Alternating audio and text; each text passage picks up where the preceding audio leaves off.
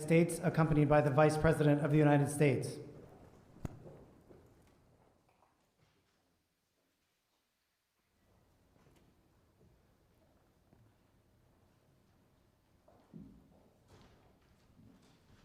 How are you? Please be seated. My notes here. Well, good afternoon.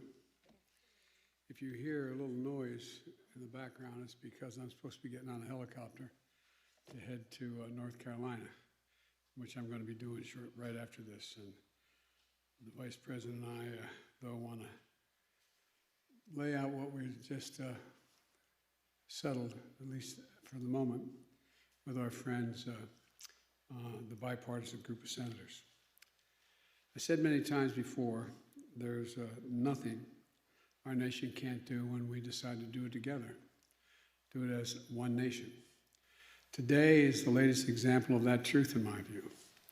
I'm pleased to report that a bipartisan group of senators, 5 Democrats, 5 Republicans, part of a larger group, has come together and forged an agreement that will create millions of American jobs and modernize our American infrastructure to compete with the rest of the world and own the 21st century.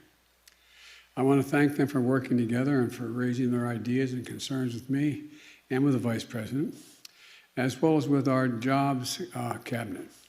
Secretary Buttigieg is here. Good to see you, Mr. Secretary. Secretary Fudd, Secretary Granholm, Secretary. There you are. Okay, you guys got to make sure. I thought everybody was on this side. I was Secretary Raimondo and Secretary Walsh. I also want to thank Senator Shelley Caputo for her earlier work on infrastructure agreement. We didn't reach an agreement, but she tried her best to get something done. I'm sure it helped produce the final agreement we had. The fact is, investment in jobs and infrastructure have often had bipartisan support in the past. Matter of fact, when I first got to the United States Senate, it was probably the least difficult thing to do, is pass infrastructure plans.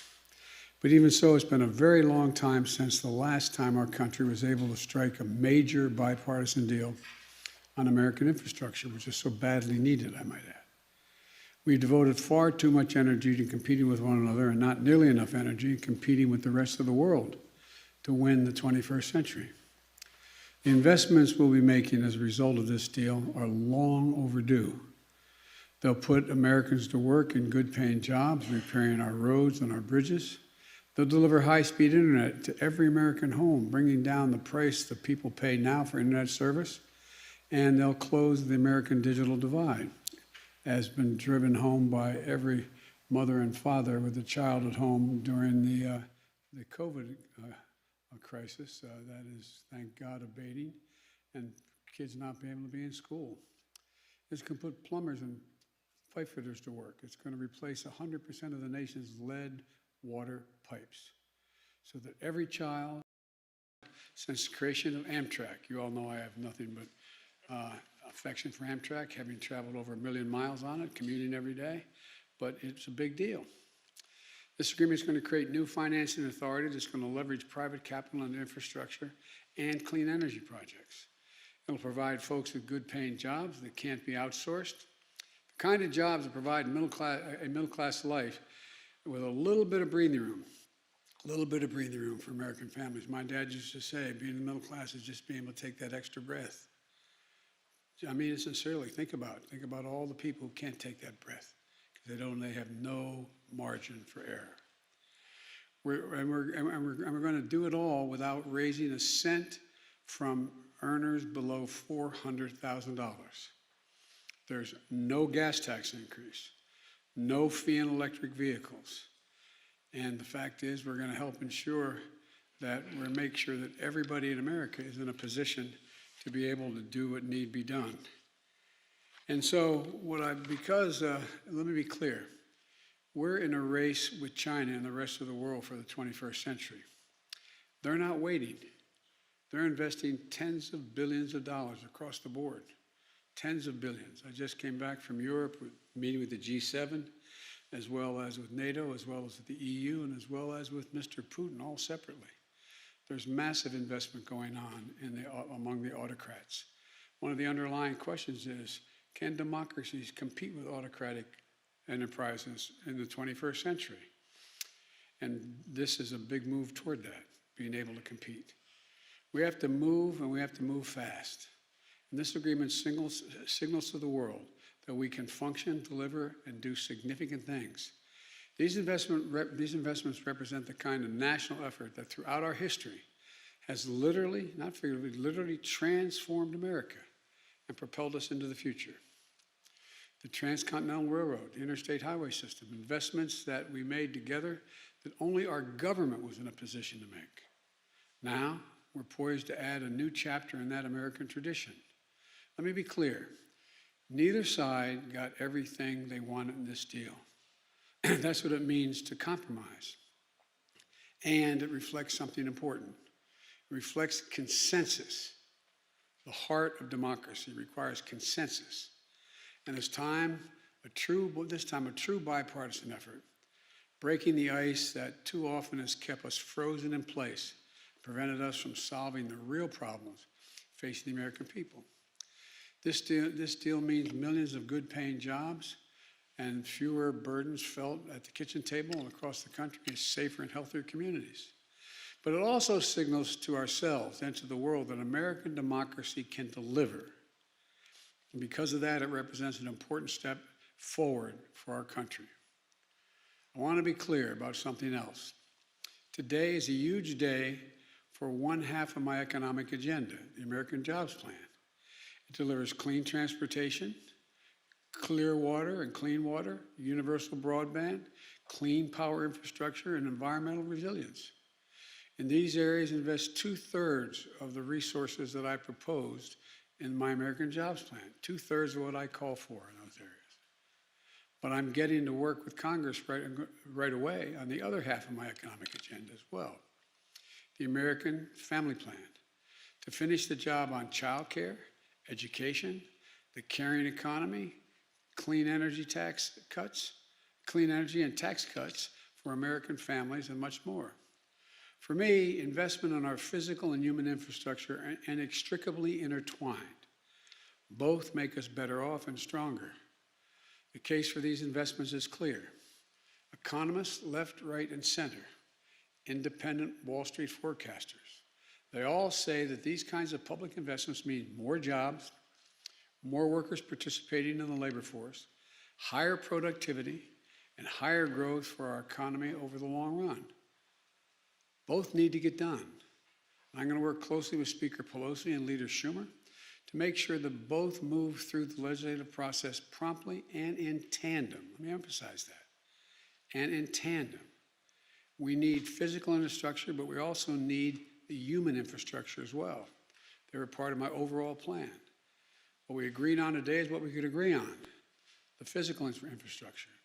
There was no agreement on the rest. We're going to have to do that through the budget process. And we need a fair tax system to pay for it all. I'm not going to rest until both get to my desk. And lastly, I know there are some of my party who discouraged me from seeking an agreement with our Republican colleagues, who said that we should go bigger and go alone. To them, I say this: I've already shown in my young presidency that I'm prepared to do whatever needs to get done to move the country forward.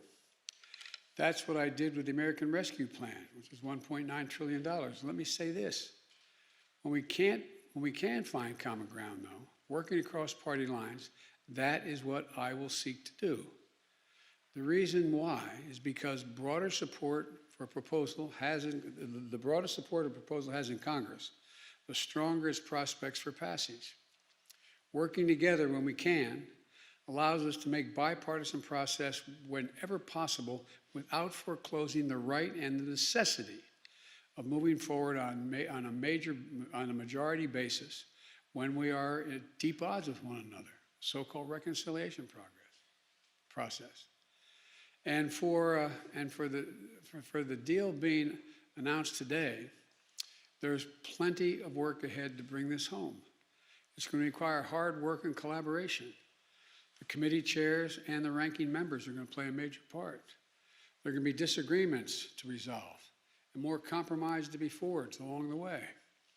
But this group of senators And all the American people can be proud today because we've reaffirmed once again that we are the United States of America.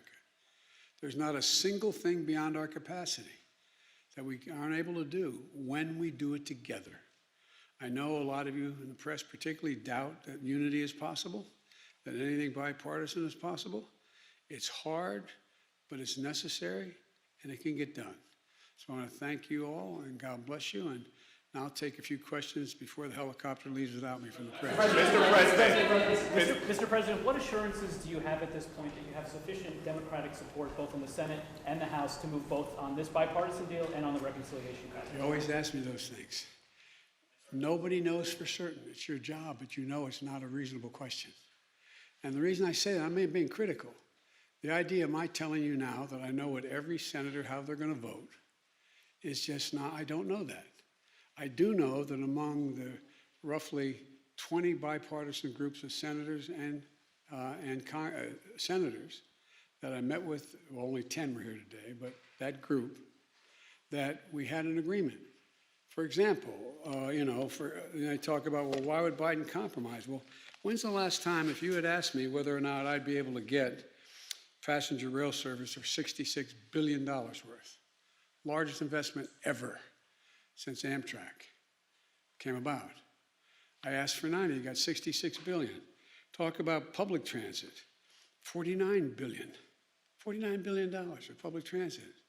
When I raised that before, some of you looked at me like, where have you been, Biden? You've been spending too much in China or something.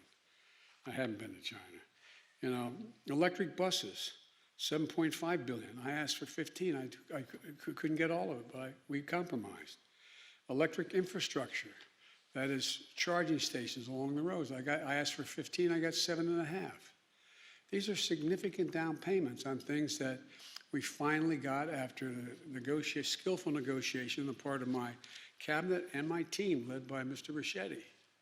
And so when you ask me, what guarantee do I have that I have all the votes I need, I don't have any guarantee. But what I do have is a pretty good read over the years of how the Congress and the Senate works. And the idea that we're not going, because someone's not going to be able to get every single thing they want, they're going to vote against some of the things I just named, with nothing in here that's, quote, bad for the environment, bad for the economy, bad for the transportation, is unlikely. But I can't guarantee it. You know that. Yes. Mr. President, talk a little more about your interactions with Republicans specifically. You said earlier, they've given me their word. Where I come from, that's good enough for me. To skeptics in your own party, what is it about the conversations you've had recently with Republicans that gives you so much hope? And secondly, you had said earlier you might have more to say about the situation down in South Beach, in Miami. Just curious. I'm going to stick to, I will at the end answer your South Beach question, but let me, so we have some coherence here. Number one, I work with a lot of these people who are in the room. I know them. Everybody knows, and you guys know, when certain senators tell you something, they mean it. And others you discount. Where I come from, in my years in the Senate, the single greatest currency you have is your word, keeping your word. Mitt Romney's never broken his word to me. The senator from Alaska and the senator from New Hampshire, they've never broken their word. I'm from Maine, they've never broken their word from their friends. And so the people I was with today are people that I trust. I don't agree with them on a lot of things, but I trust them when they say, this is a deal, we'll stick to the deal. Just like I doubt whether you'll find any one of them say they don't trust me when I said, okay, this is the deal on these issues, this is the deal we'll stick with. But for example, and I made it clear today, there's other things in the environment I want to get done. I think we should have the $300 billion tax credit for dealing with the environment. It will be a giant tax cut for corporations, but it'll also be a giant move toward weatherizing every building in America and all the things we need to do. So there's things, and so when I said we agree, I'm not going to go back and renegotiate the Amtrak piece, but I am going to fight for trying to get $300 billion more for tax credits for the environment. That's about the best that I can answer the question. Yes, ma'am. Mr. President, can you answer a question?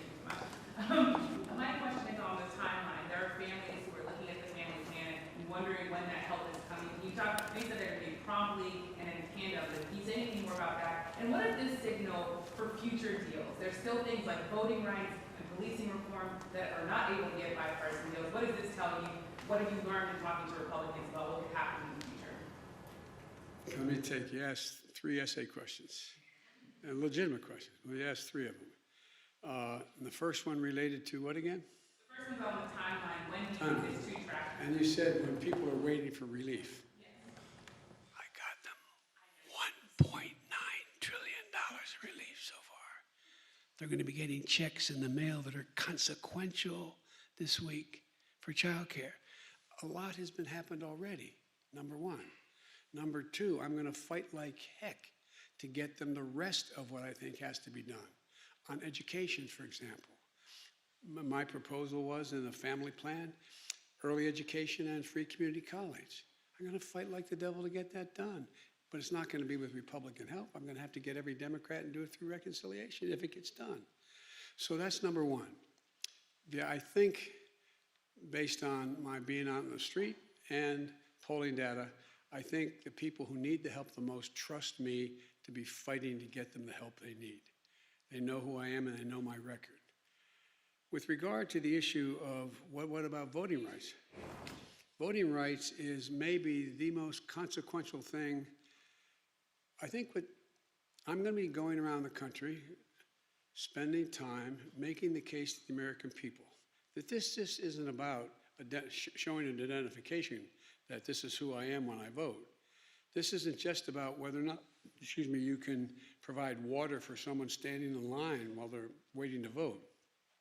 This is about who gets to judge whether your vote counted after it's been cast. Think about it.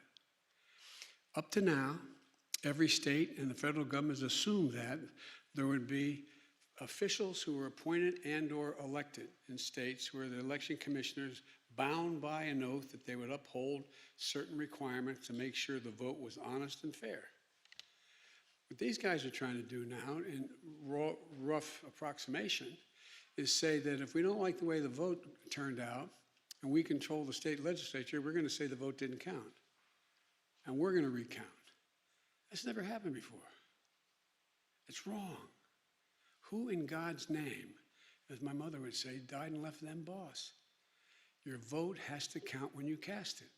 There's a lot of ancillary pieces of this legislation I strongly support. I strongly support the idea that if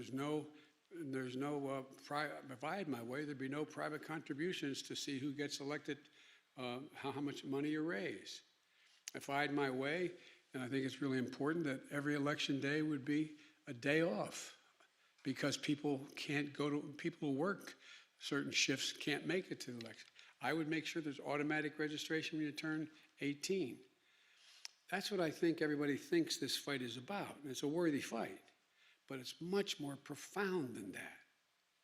It's about saying that the legislature in Georgia could decide, if it's a Republican legislature, on reflection, we don't think that election was fair. We're going to vote to say it didn't count. It's just simply wrong. It's wrong. And in my view, it borders on being immoral. This is the sacred right to vote. As John Lewis said, it is the most important right you have. And so I'm going to be making the case across the country, and as best I can to seize overturn. Mr. President, Mr. President. Mr. President, you said you want both of these measures to come to you in tandem. Did you receive any assurances that that will happen? And how do you anticipate, what will you do? I control that. If they don't come, I'm not signing. Real simple.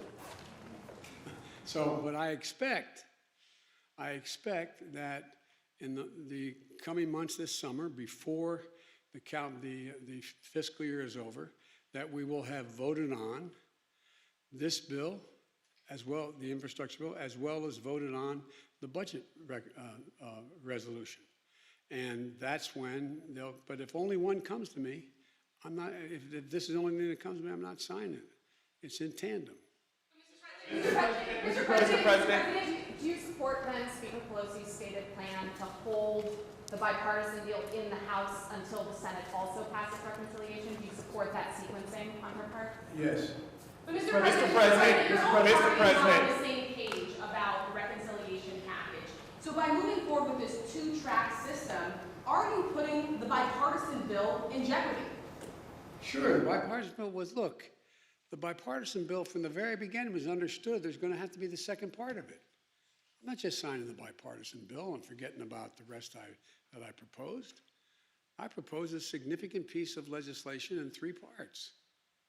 And all 3 parts are equally important. And by the way, my party, everybody tells me what my party is. My party's divided. Well, my party is divided. My party's divided, but my party is also rational. If they can't get every single thing they want, but all that they have in the bill that before them is good, are they going to vote no? I don't think so.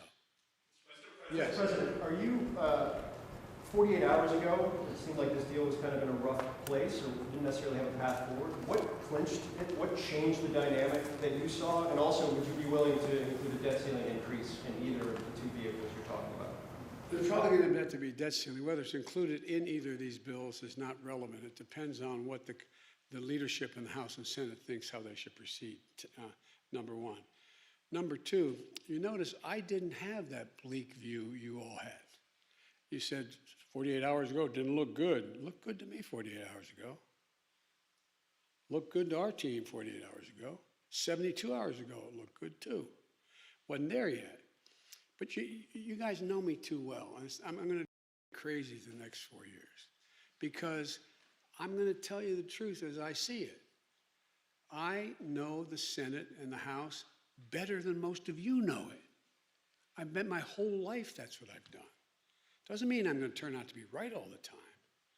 But I'm not going to negotiate with the press while I'm negotiating and privately with my colleagues. And these are really tough decisions, Senators. I don't in any way dismiss what Senator Murphy says about the environment. Don't dismiss it at all. Just remind him, I wrote the bill on the environment. Why would I not be for it? The question is, how much can we get done? And the bottom line is, when all is said and done, does what you agree to preclude forever you getting the things you really want? Well, I'm not for that. I'm not going to vote for one of those deals. Secondly, do you get all of what you wanted and do you come back and fight another day? I've been president about 150 days. I think we've done fairly well so far. Not because of me, but because the way the system works. So it's not, I mean, I know that doesn't answer any of your questions about, can you tell me when, how are you going to do it? I just feel that the best way to get a senator or a congressperson who supports the essence of what's already there, but says I don't have enough of what's there, of other things, the best way to get that message across is go to the constituents and say, here's what's on the table. Do you think your senator, your congressman should vote for that? So you campaign. The campaign doesn't stop. The partisan piece stops in terms of I'm against Charlie Smith or Harriet Wilson. But that doesn't stop. I mean, that stops, but what doesn't stop is the saying, it's like on a last example I'll give, I promise I won't do this to you again, but remember in 2018, everybody said, well, you know, we're going to lose, the Democrats are going to lose, you know, the House and Senate, they're not going to make, the House are not going to make gains. And I went into over 60 congressional districts. I didn't go after the individual congresspersons who were against making sure that we kept the Affordable Care Act. But I went to their constituents and said, the Affordable Care Act is really important. We had a large crowd show up and say, here's why I think you should do it. That's why if I were you, I'd take a look at what Charlie Smith says and Harriet Wilson says. He's for it, she's not, or she's for it, he's not. And guess what? We won what, 40-some seats? So it's not just convincing this particular congressperson. It's making a rational case, if you can, in their communities why this is important to get done. And I think the fact that I didn't get everything now, at this moment, for example, a lot of our housing pieces didn't get passed. We're coming back at it, though. We're coming back at it. We're going to make the case. And if I make the case to the public at large, the one thing I can say for all of you, you do accurately report what I say. Problem is I disappoint you because I can't answer all your questions and negotiate with you before I negotiate with my colleagues. But I really think the public understands and they're seeing. The proof is in what's happening. It's now projected our economy is going to grow above 7% this year. Projections from Wall Street to the Fed is going to continue to grow. We're going to increase more, and guess what? Remember you were asking me, and I'm not being critical of you all, I really mean this. It was legitimate questions you're asking me. Asking me, well, you know, guess what? Employers can't find workers. I said, yeah, pay them more. This is an employees bargaining chip now. What's happening? They're going to have to compete and start paying hard-working people a decent wage. And by the way, talk of inflation, the overwhelming consensus is going to pop up a little bit and then go back down. No one's talking about this great, you know. So again, if it turns out that what I've done so far, what we've done so far, is a mistake, it's going to show. It's going to show the economy's not going to grow like it wasn't before. People aren't going to have jobs with increased pay like it was before. People are going to be out of work like it was before with no options. Unemployment's going to continue to climb instead of continue to go down. If that happens, then my policies didn't make a lot of sense. But I'm counting on it not. That's why counting on it is working. I've got to get a helicopter. Mr. President, Will you travel to Florida, sir? Can we ask you about Florida, what you've learned and what you Oh, believe yes, I happened? apologize. Yes, thank you, my President. I've spoken with, coincidentally, the mayor of Miami-Dade was in my office yesterday. And I talked to her today, not about that, obviously. And so I had a long discussion with her today. I've also spoken with, we've been in contact with the Congresswoman, Debbie Wasserman Schultz, who has that district. We've gotten in touch with FEMA. They're ready to go. The governor is going to have to, we can't, they're down inspecting what they think is needed. But I'm waiting for the governor to ask for, declare an emergency. And especially as we learn more about what the rest might happen in the rest of the building. So we are on top of it. We are ready to move from the federal resources immediately, if in fact we're asked for it. But we can't go in and do it now, but the FEMA is down there, taking a look at what's needed, and including from everything from if the rest of those buildings have to be evacuated as well, finding housing for those people, making sure they have the capacity to both have a place to shelter and food to eat, et cetera. So that's underway now, and my chief of staff has been deeply involved in this from the very beginning. We got the cabinet involved in it now in terms of dealing with FEMA. We're working on it, and I made it clear. I say to the people of Florida, whatever help you want that the federal government can provide, we're waiting. Just ask us. We'll be there. We'll be there. So thank you so much. I appreciate it. one quick question. What are you hoping the Vice President can do with the board tomorrow?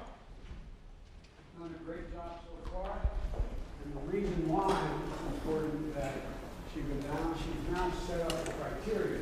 I've been spoken with the President of Mexico, Guatemala, visited the region, to know what we need to do. Thank you very much. Do you know anything of these reports about moving Afghan nationals to other countries who helped during the war? They're going to come. We've already begun the process. Those who helped us are not going to be left behind. Do you know what country you're going to move to first? I don't know that. I'll be meeting with the with Ghani tomorrow. He's coming to my office. That will be discussion, but they're welcome here, just like anyone else who risked their lives to help us. And Mr. President, any more?